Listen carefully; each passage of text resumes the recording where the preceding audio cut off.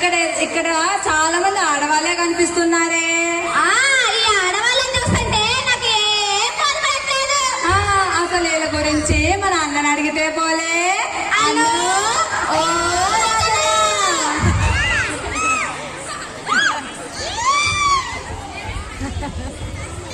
ఏంటి తల్లులారా అలా వస్తున్నారేంటి?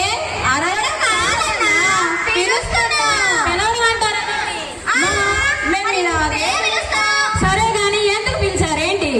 ఇక్కడ ఇంతమంది జనం ఉన్నారేంటన్నా?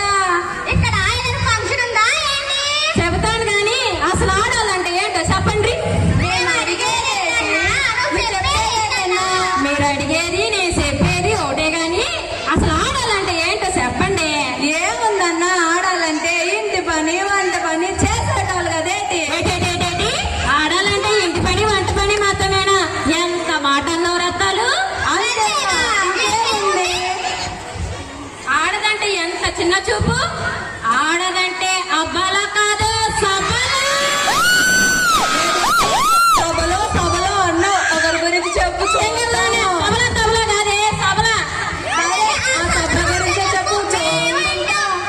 వీరరా బాల వీరకుమార విషయం చెబుతాను.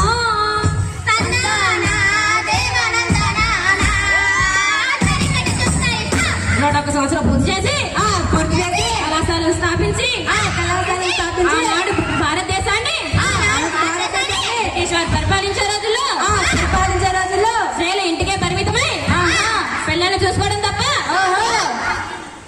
ప్రపంచం గురించి తెలిసేది కాదు. అదే అంటే ఆ కాలంలో ఆడవాళ్ళు ఇంట్లో బయటకు వచ్చారు కదా ఏంటి? కాదు, వాళ్ళకి సినిమా షికార్ అంటే ఏమీ తెలియదు అన్నమాట. తెలీదు. ఎందుకు? కట్టుబాట్లు. ఏం కట్టుబాట్లు? ఆనాటి రాత్రి స్త్రీలకు విద్య లేకపోవడంతో స్త్రీలకు కూడా విద్యా వృత్తి అవసరమని ఒక ఆశయం కట్టి కళాశాలను స్థాపించినారు. దాని గురించి ఒక వినండి. చెప్పు. శారదానికేతనం కళాశాలను స్థాపించడానికి కారణమమ్మా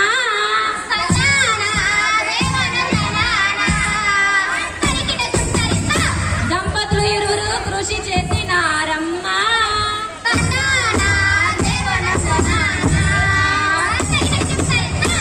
అంటే నువ్వు చెప్పేదానికి ఇద్దరు కృషి ఉందన్నమాట. అవునవును. ఆ దంపతుల పేర్లేంటన్నా? ఎవరేంటి? మన ఉన్న